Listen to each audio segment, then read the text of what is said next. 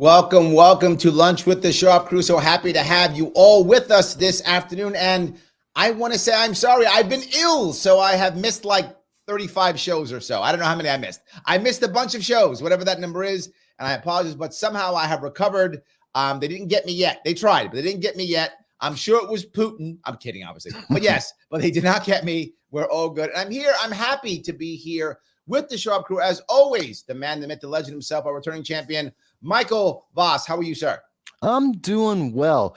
Other than the reminder I had to give you to get back, we have an interesting show, folks. Larry's been talking up a storm in the green room. Forgot that it's like we needed to be live. But I'm having a great time. I'm looking forward to this conversation, UFOs next week, and Christmas. There we go. All good. And also the one, the only PhD holder that makes us all feel dumb. I'm kidding. But she's pretty smart. It's true. She is. It's true. Charla Burnett, PhD. How are you? I'm doing pretty well. I think I tore a muscle in my arm working out earlier, though. So if I look like I'm wincing in pain, it's because I kind of am.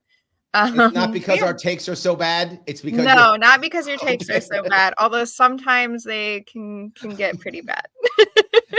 You're not wrong. But I'm really interested in this topic specifically, and it's something that I've lectured on many times because this has been an ongoing issue for many years. I would say since World War II.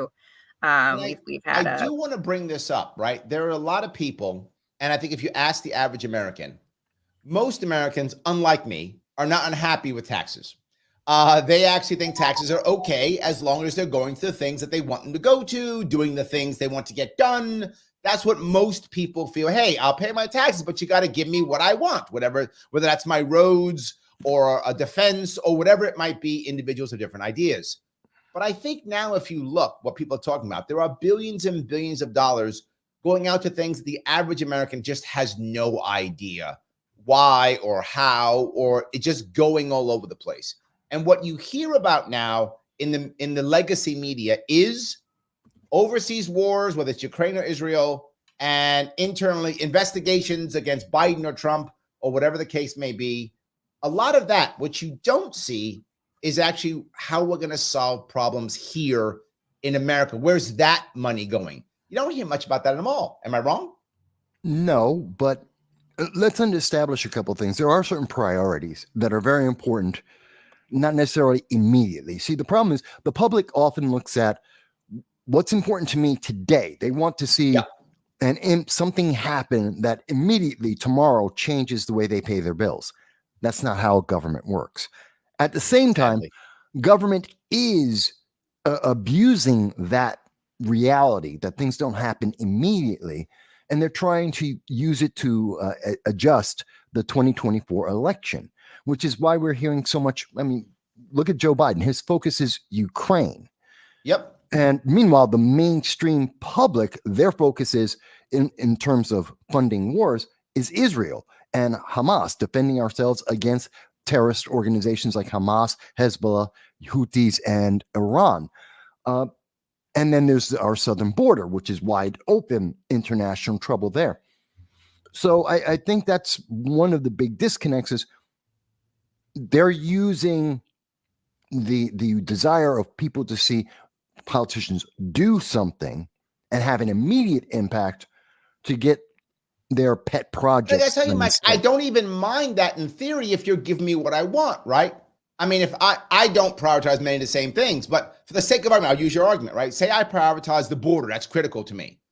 If you're going to actually do it, the average American taxpayer is fine, right? If I'm paying my money and I care about the border, I don't care if you use that to your political advantage as a citizen. Because if you're doing the thing that I want, if I want you to support Israel, right? I don't care. Throw the money in Israel. If I care about that, I'm fine with that. Use that. That's why I'm voting for you. I'm voting for you to spend the money the way that I want it spent. I don't see a problem with that as long as you're actually doing it. But they don't do that. That's assuming that government does something and when it does do something, that it does something that's effective and efficient. We haven't seen that in decades. That's not what government does. They kick things down the line so that they can constantly say, The other guys are stopping us from doing what you want us to do.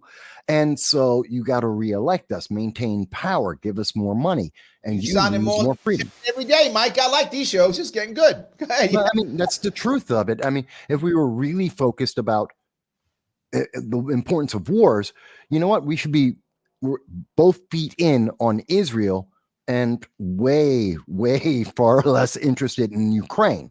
And I'll give you one very simple reason why. What you just said, right? Americans Charla's been talking about this too, about the idea of accountability. Are they actually doing what they say they're doing? Even right? If you're going to tell me you're going to whatever fix my potholes if it's local, or give money to Ukraine if it's international, and I want both of those things theoretically, right? I want both of those things done.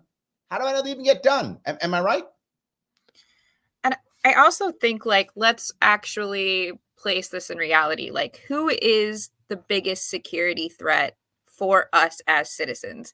It's Iran, certainly China, not Russia. Gazans Yes, it is. who can't leave. Not Gazans. That's true. Hamas. Let's call it what it is. Hamas. Hold on. Hold on. Let's be realistic here. Let me touch for something, Charla.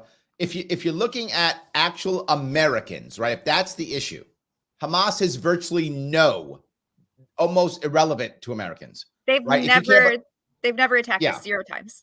Yes, I mean, almost now that our name is printed. Okay, but hold on. Let me touch real fast if I could. If you're saying, did they kill Americans in Israel? That's true. But compared to all the other things, I don't care about comparing. It's not even close. I don't care about comparing. We haven't had a foreign domestic terrorist attack here in the United States in quite a long time. The majority of mass attacks have been done by U.S. citizens.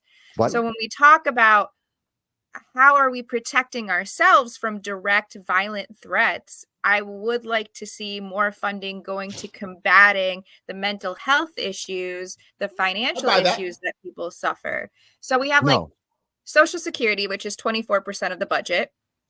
But after that, we split the budget between 15% Medicare, 13% like health and sanitation safety, and then 15% for national defense. We spent exactly 3% on education. So when you're thinking about like our success and our economic mobility, the fact that we spend so little on education, like that to me is more of a threat, a security threat to our long-term prosperity than Hamas will ever be. Absolutely wrong. Hold on one second, Michael. Hold on one second, Michael. So wrong. There's a difference in how you're seeing it, right? And I get your point completely. So if you're looking at the number of bodies killed or number of people harmed, I think without question you are correct. It's not even close. I mean, of course, far more people commit suicide in a day than Hamas will kill us in 20 years. Yes. So I completely agree with that, right? I mean, that part by bodies. I think what Vass is saying is more of a national security as in our country issue, attacking the country as a whole is what I think he's saying. And in that regard, that's kind of foreign versus domestic policy. Right. I understand that. But like Hamas versus Russia, I would be far more concerned about either or. Russia. You have a misunderstanding. But we're talking about prioritization of money distribution that we pay. It does matter because I don't expect our government to put as much money into supporting Israel or supporting a smaller country that really has nothing to do with us versus like the direct threat to the European Union and our biggest allies and one of our biggest financial partners. That to me is much more important than small countries who, let's be honest, are causing problems for themselves, which is what Israel is doing by deciding to retaliate and commit collective punishment. We went down the wrong road. Okay, let Mike back in on this one. Go ahead, Mike. Nothing you just said makes any sense whatsoever. Let's be very clear about that. Okay. Ukraine isn't time to cringe. Charles, time to cringe. Ukraine is not a large nation. It's a very small nation. 35% of all of our No. It is about 15% of all the fertilizer and wheat in the world. I understand. It's not a large nation. It's not a substantial nation. And if it weren't for the food and the uranium, if it weren't for Russia, no one would care. No one even knew where it was.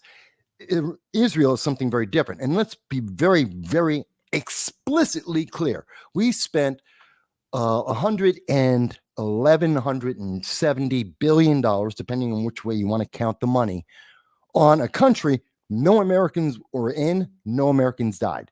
Really, no one cares. Country are you And talking we have Means Ukraine. Hamas, which is the arm of We only Iran, spent which for 46.5 5 decades billion. has been promising to kill everyone. Hamas has said that they will genocide anyone that does not believe their religion the way they do. No, that's not. And they That is killed not what their 33 constitution says at Americans. all. They captured 22 Americans, including women and children, tortured them, sexually abused them. And you're telling me you think that's a minor issue? I have a big problem with that. There's a lot of misinformation about what happened in October, and I would just No, like there to really say that isn't. only one baby was killed in the How many terrorist babies attack. how many babies is too many? How many are you Oh, willing to allow? 6,000. What's on the checklist? 6,000 Is it 5? Palestinian children have Is it- been murdered in the last 57 days. What about those children? I'm concerned about them too. Are you? Because it But- doesn't seem like you are. No, I am, but I have a priority. I have a priority of Americans Clearly. versus other nations. Clearly. I'm And it's very quite sad clearly because it more comes back concerned to about white Americans. supremacy. I'm more concerned about Americans. I'm more concerned about Israelis. I'm even Me concerned too. about the Palestinian people who are not under the thumb of Iran. Absolutely. Those are my priorities in that region, in that order. And Hamas is at the absolute bottom. I do not support terrorists. I do not support Iran. And I absolutely would love to see them Michael, eliminated. let me touch both these if I could, right? What I feel like we're doing here is we're saying Americans matter most, but then we're now divvying up outside of America who's like at the top of the food chain there, right? Oh, Ukraine is more important for this reason, Israel is more important for that reason. Is that what we're doing? We're funding? Should we be thinking But if Israel's look more at it, like, important so it gets more money, 46 or Ukraine's more important so it gets more money? But they haven't, though. They've received $46.8 billion. Cool. We've given over 300 and some odd $billion to Israel since 1948. Well, So according clearly to we have Axios, an agenda, and wait a minute. clearly we fund who we think, at least strategically at some echelon of the Defense Department, thinks that Israel should be supported. And if you look at our Defense Department, so many of them have direct ties to Israel, either being in the military, having corporations there, being Zionists themselves. So essentially, like, we've been co-opted for an agenda of a very small and insignificant country. Well, no. Hold on. It's quite frustrating. So One wrong. second. If we are to, but this is a really philosophical question. What if Michael is right and Israel matters more to America? I'm not saying that's true. Sake of argument, he's correct. Israel matters more. If that's true, shouldn't we spend more money on Israel, or should we not? Should it be based upon death rates and things like that, or should it be more of a realpolitik? Right? They matter more. They get more money. If they do bad things, so what? They matter more to us nationally. We live in a realist world, so Yep. we No, we always don't. will be providing more aid to our strategic interest countries, not based off of poverty, not based off of how many people are killed. We've clearly Right. defined that that is not our priority. Our priority is our strategic regional interests, and majority of them have to do with either weapons, weapon distribution and sales, or that has to do with natural resources. And right now, Israel found gas and oil on the coast of Gaza. That's why they've pushed this entire agenda. That's why That's a they lie. stood down for 6 hours and didn't do anything when That's a lie. Hamas attacked. That's a And lie. now they're telling that the Gazans have to go all the way to Rafah in the south in Egypt, and most likely they will never regain that territory again. There will never Good. be a Gaza again after this moment. So we've Good. effectively sponsored the ethnic cleansing of an Oh, entire bullshit. people. That's And bullshit. Israel has done That's bullshit. nothing for Okay, us hold on, Mike. I'll except give you a put us shot. in danger. Hold on. Put us I'll in give you a shot. danger. The yellow cake papers that supposedly Nigeria sold yellow cake to Saddam Hussein were given to us by Mossad, and they were pushed remember by that. Israel. The whole reason why we invaded Iraq had to do with the false information they fed us, but we didn't care because we have such relationship ties where our government and people who are actually in power have either A, they are Zionists themselves, or B, they are Christian Zionists to believe that once the Jews return, that there will be a second coming of Christ. That's why we have a Judeo-Christian nation in the United States that has an agenda that's outside of our understanding of security. That's why they make moves that don't seem to actually protect the regular everyday people in the United States. Okay, hold on one second. Before you keep your stuff, take notes if you need to. I know you want to say some stuff. Let me grab a couple of comments, then I'm going to go to you, Mike. Just a couple of comments if I could. So yeah, I saw them all. Constitutionally, Congress has the authority to fund wars. They should declare them first, though. I agree. Yes, Joe, on the money, 100%. On the money, for sure, Joe. Yes. Thank you for the $5 super chat, Russell. If we did spend more on education, how would that money be used? Would they use to teach math or to create more political science programs? It's a valid point that we want to bring up later on a little bit on accountability. Russell, we're not going to cover that at this moment, but we will talk about the idea of accountability. Like, where does that money go? Assuming we do give them the money, right? How do we know it's being used well? Accountability is a key piece. Scott says, as an American, I hope for neutrality and never get it. Peace through trade, not bombs and bribes. Scott, I could not agree more. Yeah, I think, Larry, not realistic. We've talked about this before, that it should be diplomacy and trade and not bombs or bribes, because that's how we make enemies. That's how we make martyrs. That's how we have terrorist attacks in the future. Because if you think now in the past, Hamas has never attacked us, if you think that in the future that's going to continue to be so, dead wrong. That's okay. Okay, let Michael go ahead. Go ahead.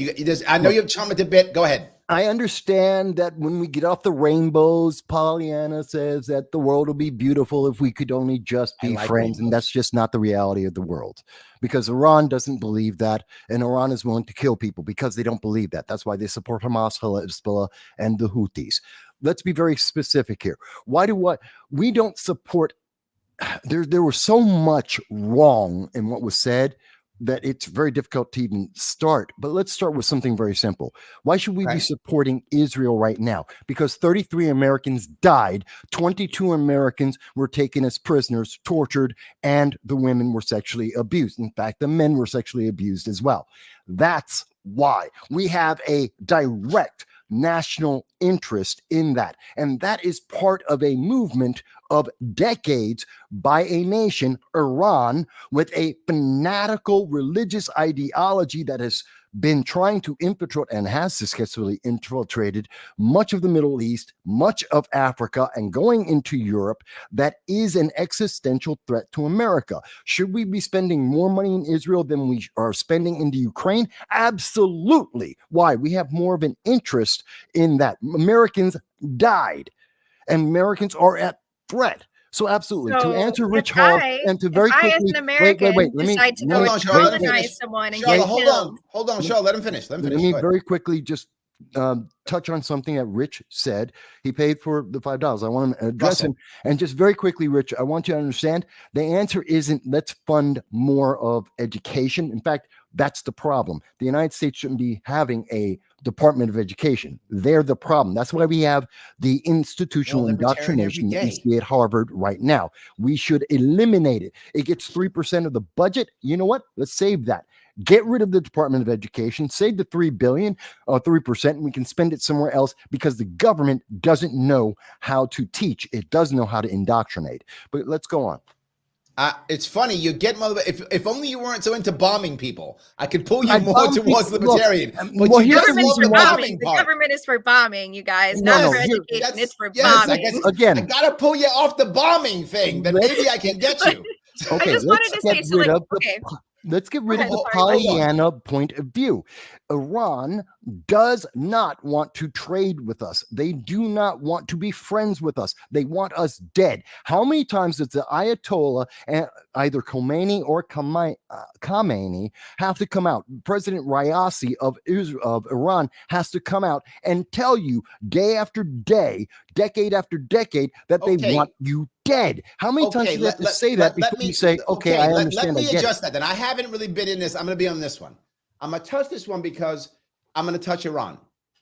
Two sides of this. Number one, if I all of a sudden today said, I am the king of Spain, Larry Sharpe is the true and one only king of Spain.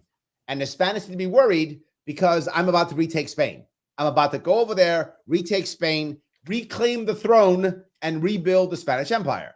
Now, I can say that all day. Should Spain now bomb me? Should Spain be worried about me? Should Spain ban me from coming to Spain? They can, but it'll be useless. I have no ability to do anything I just said.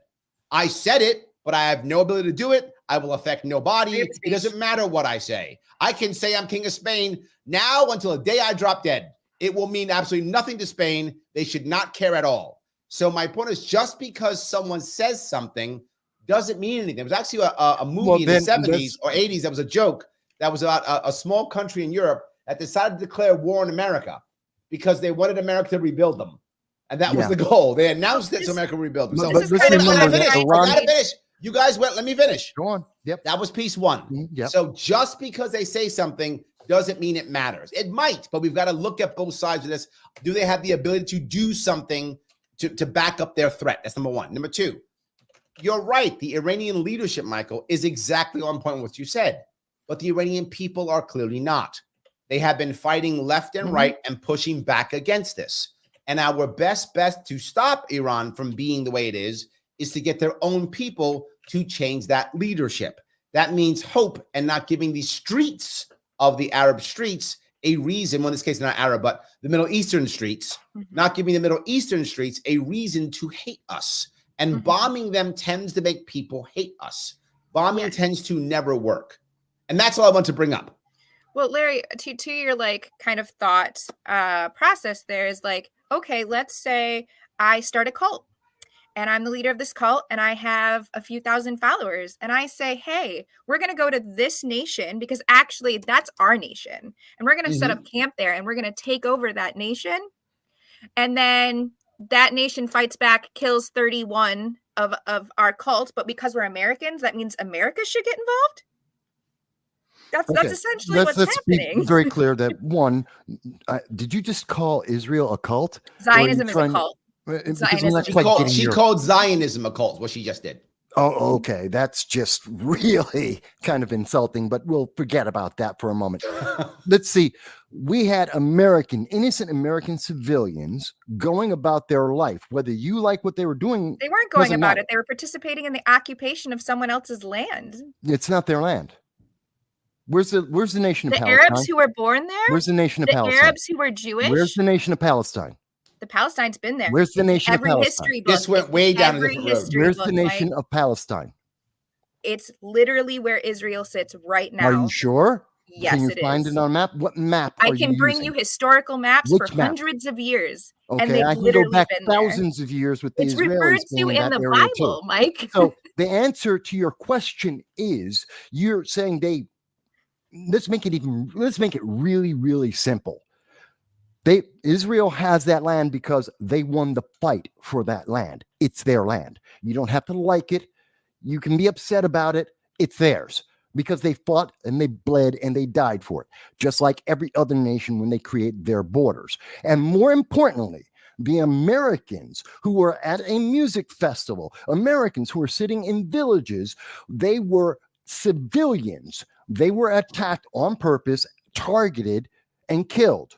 So when you're trying to make this allegory, when you're trying to diffuse and obfuscate the facts, let's get them very clear. They were American civilians, along with British civilians, along with the time. Okay, Zionism will take anyone. Let me try to get back on track if I could on this. And this was the idea of budgeting, right? I want to try to get back to budgeting. Yeah. So I want to ask the question then. If Americans are affected, right, meaning American citizens, who may or may not be important to the American, I guess, interests, if that makes any sense, right? So let's say they're Americans over in Israel, but they're not important to American interests, meaning they're not making money for us, that they're not big business people. Does that mean we should spend more money on them? And I'm not making a judgment on this. I'm asking a serious question. Because I'll go the opposite way, Mike. What if there were a bunch of Americans who were starting businesses in Ukraine, and when the Russians invaded, the Russians bombed them and killed 50 American business people? I'm making that up. Obviously, that did not happen. I'm saying for sake of argument, if it did happen, the Russians bombed these people and there were 50 dead Americans. And when the Russians came across the border, they captured Americans and put them in prison. Again, did not happen. That the Russians specifically targeted and attacked American civilians. then I would have an entirely different point of view about what's going on. You in would. Ukraine. Okay. At Absolutely. least that's consistent. Okay. I Americans, would buy that. we have to protect that's the purpose of the government. And that's where we should be spending our money. If we have to spend money, and I'm not necessarily in favor of every single war, everything that we spend money on internationally, but if we're going to spend money, let's take away the $2.6 billion that we spend every year to try and convince the world to be California, because even Californians don't want to be California. So let's save that money. Let's save the 3% of our national budget, which we still haven't passed. We keep doing continuing resolutions.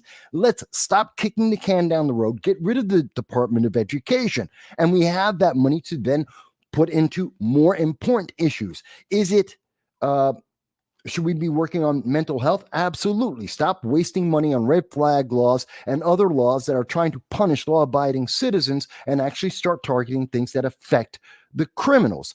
If we have to focus on international policy is vital to the United States and the world. Global stability goes down when we have weak leaders that have Pollyanna points of view. We have seen that under the Biden-Harris administration in the last 3 years. Let me give some pushback on this dollar piece, right? Because what bothers me is I hear what you're saying, foreign policy matters. I agree. I think it does matter. The problem that I have with it is our foreign policy is a controlling foreign policy, not a regulating foreign policy.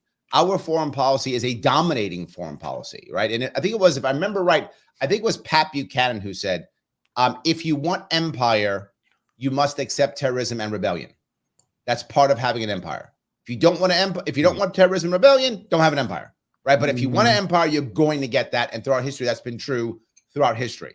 America does have an empire. It may not be necessarily, colonies every place, but we have an empire. We have territories. When we have an empire, we are going to get rebellion and terrorism. If you have a nation, you have rebellion and terrorism. It's but necessarily when we have a Congress and an economy built off the military-industrial complex, then of course our first kind of go-to is going to be war and weapons and military funding. I mean, it was a famous Eisenhower, a Republican, a 3-time war general, who talked about the military-industrial complex the first time in 1961, trying to forewarn the American citizens and the public that this was the route we were going to go down. And I think we've continuously went down that line. And it's not just, again, it's connected to Lockheed Martin and other... this is my worry with this, right? What you're saying is exactly correct. And because of this, what I hear, and I see in the chat too, is the oh my God, oh my God, oh my God. And I get, oh my God. But with that in mind, I have to go to one chat here, which he got it exactly right, which is my biggest worry, if I can find it here. Yeah. Kofi says, it's the war on terror hysteria all over again. Americans aren't going to learn to reach 140% inflation like Argentina. My worry is if we're worried about these things, we're going to throw money at it. And worse, to your point, willy-nilly. We just have to throw more money at it. And now I'm going to go up to a point that really has bothered me. The Pentagon, if I remember, someone else in the chat will correct me. I don't think the Pentagon has passed an audit in like 10 years or something like that. I mean, $30 trillion missing since 9/11. There we go. So 20 years, they're missing $30 trillion. There's every department of the government that's missing money. Not like the Pentagon. Not like that. Not like the Not Pentagon. like that. Are you sure? When was the last time we saw the I am audit? 100% sure. Not like that. Common knowledge. The Pentagon is the worst by far. I'm not you're right. They're all bad.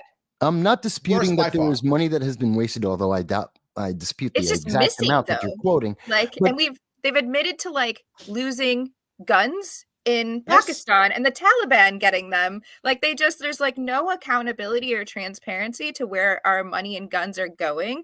And in addition to our aid funding, which we can see is a very small amount for defense, but we also subsidize weapons for the purchase for other countries that doesn't necessarily get into our defense budget. It gets put into trade. So we're literally we're making it easier for other people to war on other people and then acting like a victim when we're being attacked. No. Easy. Again, you're colluding. I love the collusion that you're using as fact. You're substituting collusion for fact. there are certain things that absolutely happen. You know, one of the largest weapons manufacturers in the world happens to be South Korea. Are you telling me that South Korea is trying to encourage North Korea to attack them? Are you telling me that because South Korea is one of the largest weapons manufacturers in the world, they're actually the fourth largest We in the are the world? largest by I like didn't say 5 they weren't. times the I didn't say amount. they were number one. I said they were the fourth. They're one of the largest in the world. That's fact. And are you saying They that supply a lot of NATO countries? Yeah, and because they're doing that, are you telling me that they're trying to make sure that there's going to be constant war in the world? Yes, No. I think that there is blame on them. Yes. Okay. Yes. Well, then 100% fantastic. yes. And I There is love no the doubt naive that the understanding. South Korean government is happy that there's war in Ukraine. There is no I doubt am South Korean government is happy that people. It's the chicken and the egg. Like, what came first? Was it that there was this issue, or was it that everyone's gun happy and super excited to sell their weapons? No, people have the war has There's existed a for disarmament process for the UN for a reason. The only way to get people to stop fighting at some point is to disarm them. So the more arms in circulation, the more gun violence there is. That's you are fundamentally wrong. That is such an authoritarian I used to help implement statement. DDR processes. You want to take away people's in ability to Liberia, defend it themselves? was in a 30-year-long civil war. The only thing that stopped them was to get the weapons out of the streets. No, you're authoritarian when you say you want to take away people's ability to defend themselves, and when you say that nations don't have the ability to defend themselves. Karate, like I don't know. You don't need weapons of war to defend yourself. You do actually. The world is not a fun place, and long before there were guns, there were bows, arrows, sticks, stones, and people's hands. War is not a new concept. But they couldn't kill and it's not a concept that has to do with. But hold on, but hold on. I'm going to give you a relatively recent example of that not being true, and that is Rwanda. Rwanda, they went through a DDR process, people. Larry. They went through a disarmament process. Yes, however, that was once it was ending. Correct. Yes, but that's how they kept violence down and reduced. I have no problem with going. Countries. They're one of the safest countries in Africa now because they did the DDR process. They're one of the safest countries in Africa, not because of the DDR process, because they stopped calling each other cockroaches and vermin. No, That's they still the reason do that. why. There's still ethnic divides. Yeah, there is. But if you notice, a lot of that damage done in that country was not done through guns. It was done through machetes. It was done through knives and sticks and stuff they still have. Don't get me wrong. Right. The country was controlled by guns. That's true. But the local violence was done mostly through non-firearms. The majority of that violence was non-firearm violence. And those weapons are still exist. They still use machetes to cut through the jungles in Rwanda now, right? They haven't gotten rid of all the machetes. There's not machete control, right? So I think, yes, I can understand disarmament. I'm not against disarmament. It wasn't machetes, though, that pushed the UN and the Belgium out of the country. That and didn't make the humanitarians be able to do their jobs. It was not the machetes that did that. Yeah, okay. No, but one way of looking there was no way to intervene in that specific example. Okay. But going back to this issue of like, okay, if we're super gun happy, how easily manipulated are we by certain geopolitics? So for instance, Israel has a very tight relationship with Russia. There are a lot of Russian Israelis. The mob is ran by mostly Russians. Netanyahu is very close relationship with Putin. Yes, I lived there. I know. Bizarre. You've already lived there. Lost your mind. But go on. No, she's right, Mike. She's right. There's a lot of Russian Jews. There's a whole lot of them. I'm interested in how much of an investment they might have made in the current conflict, because if they're knowing that the United States is going to just push aside Ukraine if there's conflict in Israel, then that's completely beneficial to Putin. So we leave ourselves completely open to manipulation. Okay, let's try and step. I think you went a little far from me on that one, Charla. I don't think so. I'm not sure I went the whole way with you on that one. It makes no sense to me, because she just said, okay, so Russia, which is historically known as being anti-Semitic, is somehow strongly aligned with Israel, which is a Jewish state. It's true, though. And the people of Russian Jews, authoritarians love authoritarians. They have been exiting for decades, actually since World War II. They have been rushing towards Israel because of the anti-Semitic nature of Russia under the Soviets and even under now. But because of that, they have a wonderful, strong relationship, and the mafia is run by Russians. Not that there is a Russian mafia, but that the mafia is Russian, and it's in Israel, and it's working with the Jews because Russia is anti-Semitic. That's so convoluted already. It makes no it's sense. the same reason why we support them, even though many Christians are anti-Semitic. Like in the United States, that doesn't matter as long as it gets to your strategic goal. We're willing to creatively throw away our morals and values as long as it meets our strategic interests. I have yet to hear the morals. Hold on, let me touch this piece also. It isn't that crazy in general. If you look at it, you look at people in America who, should be enemies, are sometimes not, because they happen to have a single issue that works together with them for some reason, right? In fact, when it comes to the Second Amendment, you find libertarians and communists being buddies, right? Hardcore communists want guns. Hardcore communists, not like Democrats who call themselves communists. Actual communists want guns in the hands of people for revolution. And so do libertarians. So even though their thought processes are different, they would stand together on the Second Amendment for this case. So I think you could find even anti-Semitic Russians in cahoots with Israelis if it was for the right reasons. I think you absolutely could find it. Look at Russia's support of Iran and what they're doing in Syria.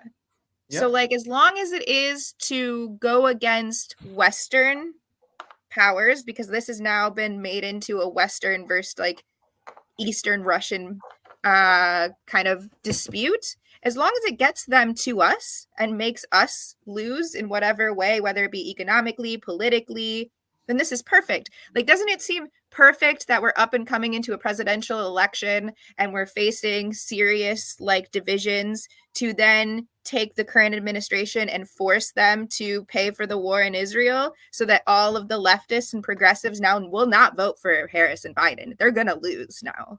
They were always going to lose because they are weak failures of the presidency with a horrendous. No. Mike, that's not true. Democrats have done far better than everyone thought these last couple of elections. I mean, even the Republicans. The election's fantastic. The policies are absolute failures. That's why they're going to lose. Biden and Harris are losing because even Democrats recognize that their policies failed, that they have not been able to execute on any of the promises that they've made because. Yeah, but hold on. I want to be fair to this here, though, Mike. You're right. They were going to fail, but it wasn't because Americans are like Republicans are great. It was because they believe that, to be forward with you, that Biden Harris have betrayed them. That is why most Democrats don't want to vote for Biden Harris. I don't believe when you put somebody else. Hold on. When you put some other Democrat there, a lot of Democrats come right back home. They come right back to their own party. They're Democrats. They like Democratic Party. They like Democratic ideas. When you remove Biden, you do find many Democrats coming right back home to them. I don't think it's that simple. That's not exactly correct. And again, the main thing that every single poll that has been done over the last 3 years, actually 2.5 years, has been about economics. That's the number one factor that everyone in America is looking at, especially Democrats. And Bidenomics has failed. It is abject failure. It's just like Obama's policies, they're failures. But let's go further than that and looking at, if we're talking about the political makeup of the Democrats, we've seen poll after poll after poll, 72% of Democrats do not want Joe Biden to run. But given that they have no other choice because the Democratic Party doesn't allow any kind of discussion or debate. Sadly true. Then they are stuck with them, and so they'll go for the person they won't this time. And coming from Michigan, where we have the largest Arab population in the country, we're a swing state. You won't get Michigan; they won't get it this year because no Arab's going to go and vote for them after what they've did in Palestine. I'm very happy to see that Ilhan Omar's constituency are showing themselves for the type of people that they tend to be in supporting Hamas. That's in Minnesota. And I am very happy to understand where their allegiances lie. But that being said, Joe Biden was going to lose anyway. Didn't matter. So I don't care. Well, let me grab a super chat if I could. Russell, thank you for the $5. To bolster the lady's point regarding our bloated defense funding, Russia is able to outproduce us with a fraction of our budget. Let that sink in. Wait a minute. Why? I'm not sure that's necessarily okay. To be forward on that, when it comes to like bombs and bullets, that's accurate, right? When it comes to bombs and bullets. But remember, every one of our pieces of equipment is more expensive than theirs. Almost every one of our pieces of equipment is, to be frank, better than theirs as a general rule. There are some exceptions, but almost always better than theirs, more expensive than theirs. And we have a lot more of it, types of equipment. But when it comes to bombs and bullets, specifically 155 millimeter rounds, 7.62 rounds, yes, that is correct. The Russians do make more of them, faster than them, absolutely. But overall military budget, I'm not sure that's actually true. If you count things like, we're building aircraft carriers still, they're really not, right? So I think it depends on how you look at that. Bombs and bullets, yes. Outside of that, I'm not sure that's really true. You're right, Larry. That's actually correct. That Russia has the ability to put large amounts of low-end, low-quality products onto a battlefield. The United States tends to go for high-tech, high-end solutions, which require less people and less actual objects. We don't have. Yeah, we're still outranking them in construction. We're still outranking them in manufacturing, in like oil and gas. They have grown. Their economy's actually grown faster than ours in the last couple of years. But if your economies ran on war, then that's what you're going to get. Wars are only profitable short term. Well, no. The reason why Russia's able to win is because is because their economy is based upon natural resource the government controls. That's really why it is. I mean, they're no matter you can't realistically embargo Russia. People want their minerals. People want their oil. They're gonna buy it. It doesn't matter what you do. There's a reliance on their economy, so they're gonna keep producing. But like value added to the global economy, like I'm looking at the rankings right now, and they've produced $617 billion in circulation, and we're at 2.8 trillion. So they don't touch us. Like there's just no comparison. And when you look at like their quality of life and their health expectancy rates, they're like literally a third below. It's one of the worst of all industrial nations in the world. Their average lifespan is like what 64. People don't realize. One of the reasons why the Russians have not drafted, and most of their military is non-drafted, for two reasons. One, they can empty their prisons and give their prisoners, hey, spend whatever 2 years in the army, don't die, and you're pardoned. Right? They can do that kind of thing. America doesn't do that. So half of the Wagner group, if not more of it, or the Wagner group, is actually prisoners. Right? They do a lot of that. And the second thing is, because of their economy, as you mentioned, Charla, being a soldier in Russia, it's not a bad salary. Vass, it's not a great salary being a soldier in America. It is not a great salary. You and I've been there. It's not great. In Russia, it's actually above the average that a male, not always women, but that a male makes in Russia. Being a soldier actually is a higher salary.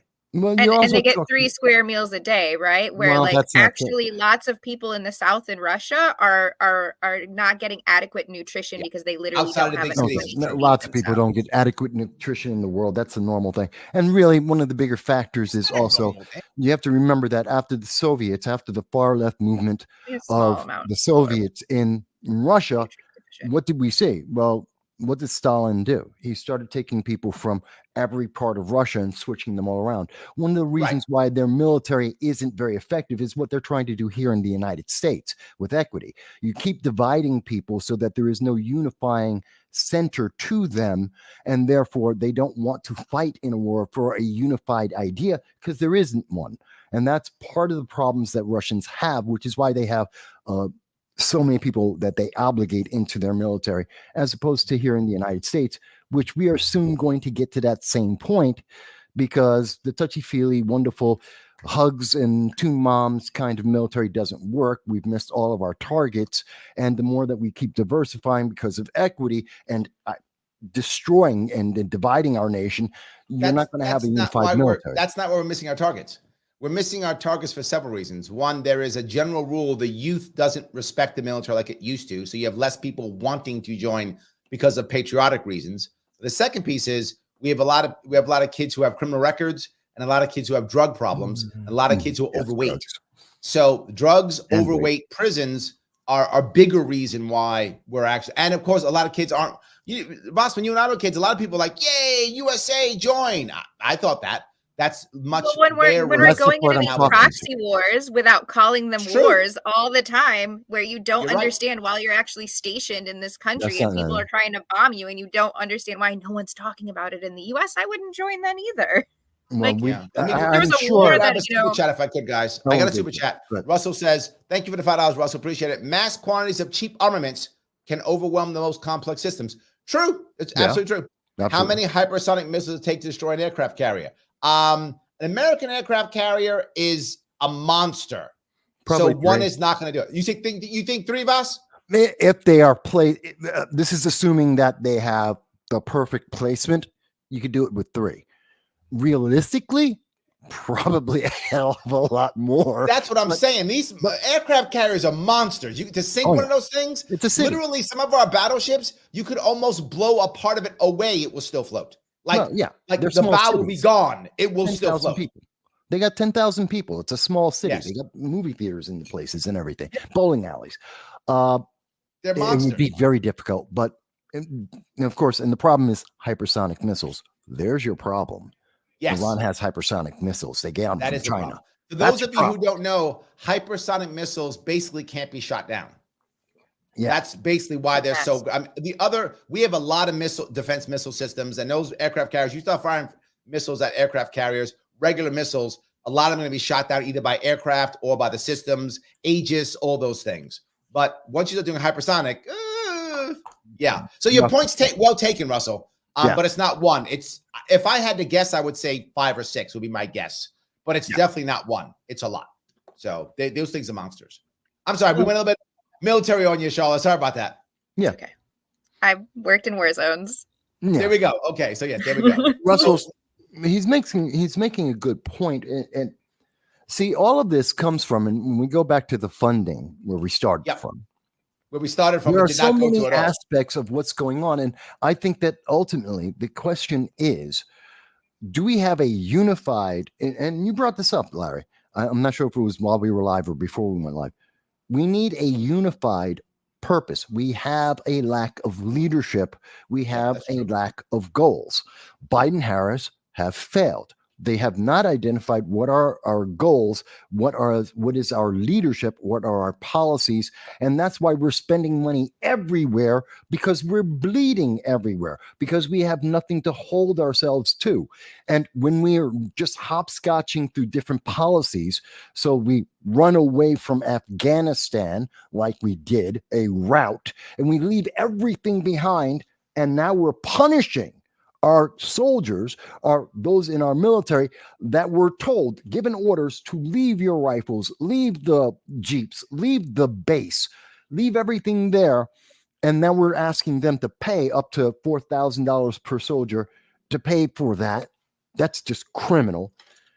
But when we have that kind of policy, which leads to the Ukraine, which leads to Iran working with China, working with Russia because of the economics, it's like a sieve. Everything is just pouring through. The problem isn't the funding. The problem isn't that the world has always had wars, and being the leader of the world means that we are more involved and have more influence on all the wars that are going on, like every superpower has in the past and will in the future. That's not the problem. But this is where you and I disagree. I don't want us to be the superpower that controls the wars and stuff. I want people to look at us and go, look, there is a peaceful trading nation that can afford to focus inwardly because they're not bombing people outside the world. They're not being involved. And boy, we look stupid hacking ourselves up. We look dumb shooting ourselves. But we look dumb doing it. In fact, all our smart people are going to this place called America because they can go there and not get shot and not get stabbed and do their own thing. That's what I want. But Larry, they're doing that already. They're already doing that because we already are that in comparison to the rest of the world. We've been losing people out of this country for the last. No, we're not. No, we're not. We are. Look at the number of We're not actually workers losing. No longer want to live here. Okay, how many people are? We're not. Hold on. I want to make, because the same thing happened in New York State. We're not actually losing people We're just not growing like we used to. Overall numbers are not going down overall in the country, but our rate of growth has absolutely been limited. That's 100% true. Just in the last year, we've lost 6,000 tech workers to Canada. Like, tech workers, you mean like that? You mean workers like that? Okay. You mean layoffs? You mean because of the no, layoffs? No, they left. Going on? They just left the United States because they didn't want to deal with our bullshit. Did they give up American citizenship? I understand. Did they give up American citizenship? They weren't American citizens. No, they weren't. They moved here from other countries because they had that idea that the United States was going to be this place for them. No, that's meaningless. And it's just not what it used to be anymore. Meaningless. Well, I mean, no, I it is just want to meaningless. go. No, that's not meaningless at all. They pay taxes. 330 million people. They literally like contribute to our societies. Like we wait. want people who are going to come and teach us how to be the best in every sector. We already are the best. And you know how many people we laid off in the tech sector this year? This year. Don't know. How many laid off? 230,000. 230,000 and climbing. The 6,000 people that went back to Canada, it's because they got laid off. We laid off. That was going to happen after COVID because everybody had to use about this software. Year, not COVID. That was expected to happen. This has nothing to do with the pandemic. We're no longer in COVID. We're not having to utilize all of these software systems in the tech space. It's also AI. Come back to the office. Yes, technology is continuing to move. AI is also changed, but AI and automation have been doing this for like 20 or 30 years. True. But the issue here is let me grab one more super chat, guys. I gotta grab my super chat. This is John. He says, John, you have a fan, Mike. You have a fan. He says, Mike is crushing this. Knows way more than Charla. So you got a fan. Thank you for the $1.99, John. I appreciate it. So you're winning with somebody for sure, Mike. There's somebody. There's a few people who like what I'm saying, but it's because it's backed in it's backed in facts. And when we look at the facts, because this is not simple, and we're trying to do our best in an hour to convey a lot of different ideas from a lot of different political ideologies. So I respect that we're clashing, and I know people are saying, but that's not complete. There's more to say about that, and you're right. But at least this is a starting point for a lot of people. This show should have always been 3 hours long. Yeah. There's just so much nuance to all of these conversations that it's just impossible for us to do that. But I do have to say that in my experience of living in Michigan per se, we have consistently seen just the deterioration of our infrastructure. Of our culture and society. We don't have any arts anymore. We don't have clubs and places to go. The downtown is dead at night. There's literally increased violent crime.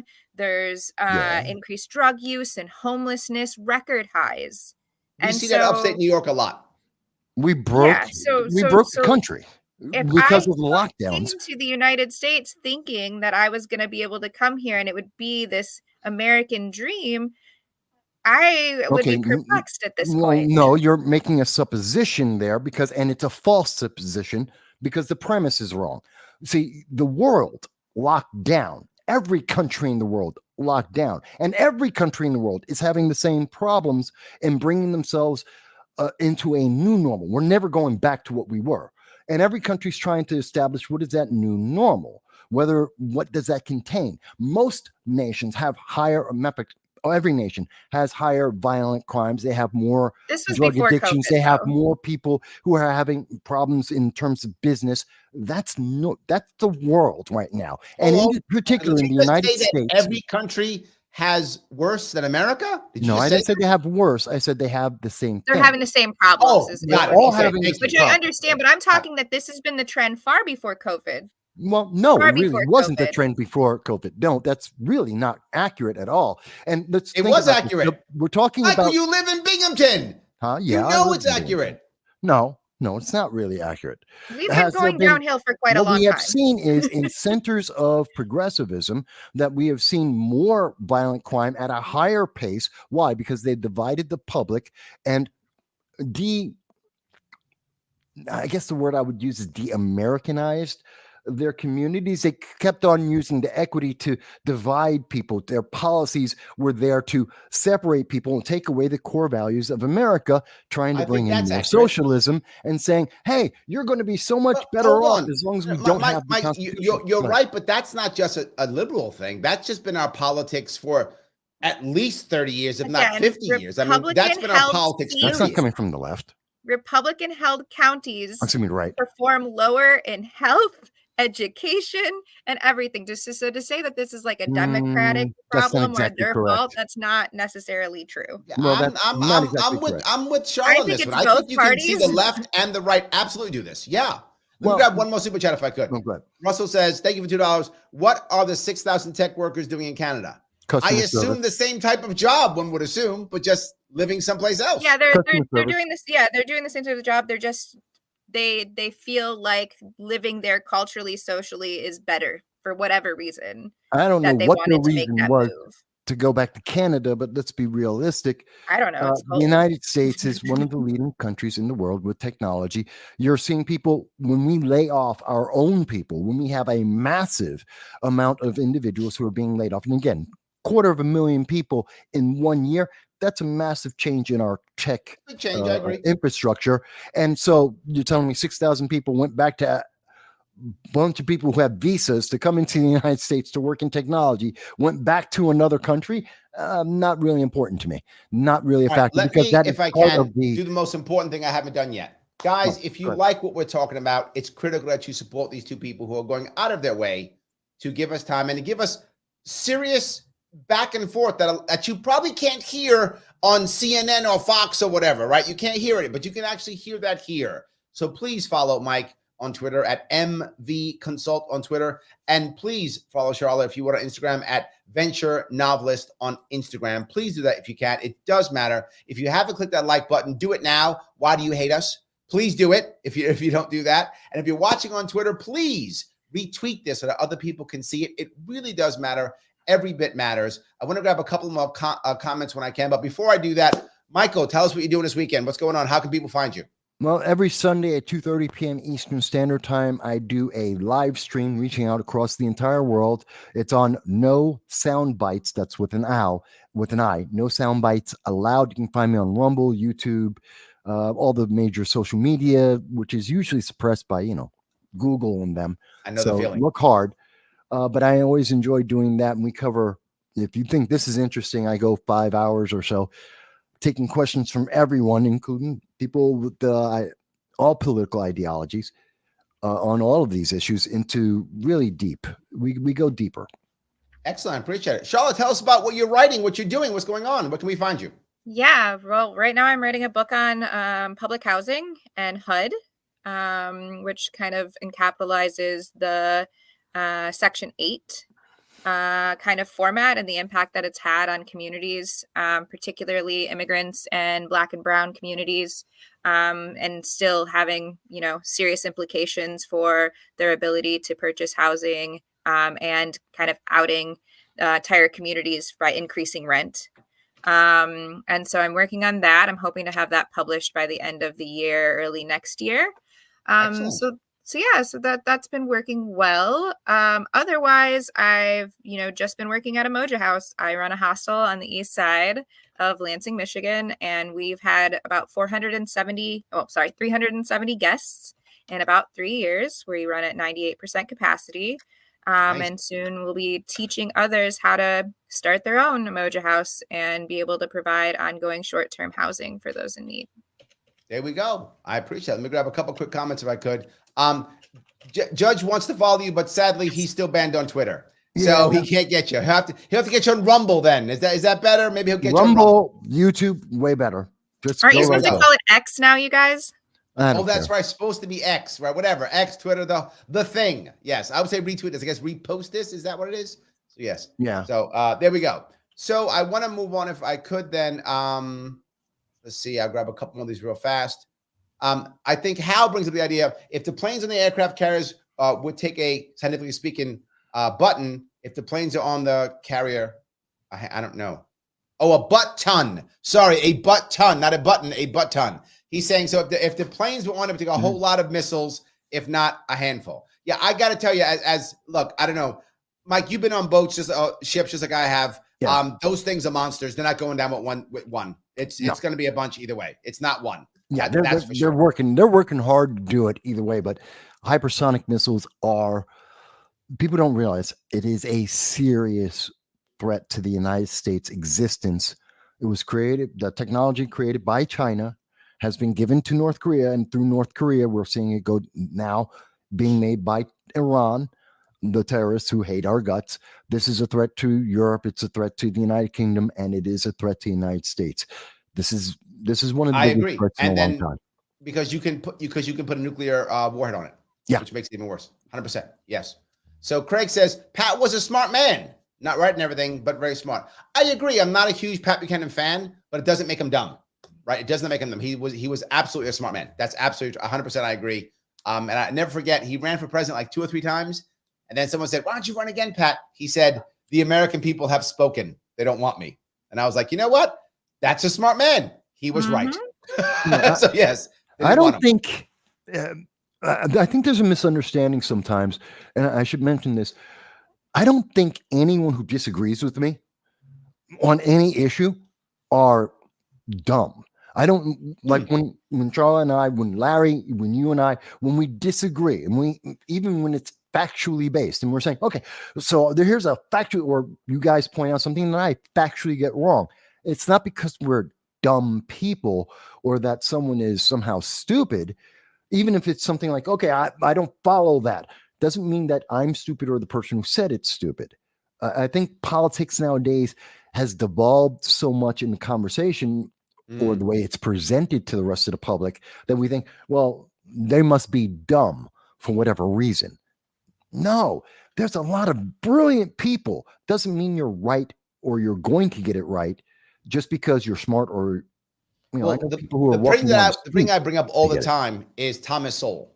Thomas Sowell, a great libertarian thinker, right? So obviously in my camp, right? So yes, obviously in my camp, and a brilliant libertarian thinker. Yeah. However, you know, there was a time when he was younger, he was a Marxist.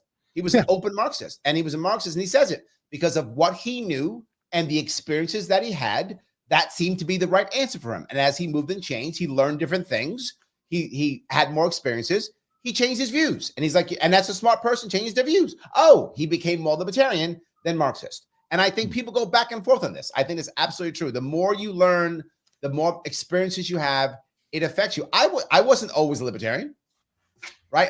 When I was a youngster, when I was a young kid, probably like 15, 16, I was probably more like the right's wrong. I grew up in New York City, and the left is right, the right is wrong. And then when I joined the Marine Corps, you know, Mike, the Marine Corps is a very conservative. Hell yeah, very conservative. Thank right. God. So I became much more like whatever Ronald Reagan says. That's true because he said so. And I became much more of that. So I grew up in the Midwest. Like I grew up in a conservative community before I lived in France and studied with French people. I was pro death penalty. I was pro gun rights. I was, you know, all these things. And it was my experience and having these types of dialogues with people that drove my understanding of things to a different direction. So, absolutely. Let me grab Russell. He brings up, he says the Chinese likely piggybacked off Russian technology to create their own hypersonic missiles, but Russia leads in the field. He also goes to Tubasat. Thank you, Russell. Russia created hypersonic missiles. I actually don't know the details of that, to be frank with you. I just know the Russians now have great hypersonic missiles. I don't know who actually made them. Do you actually know who made them?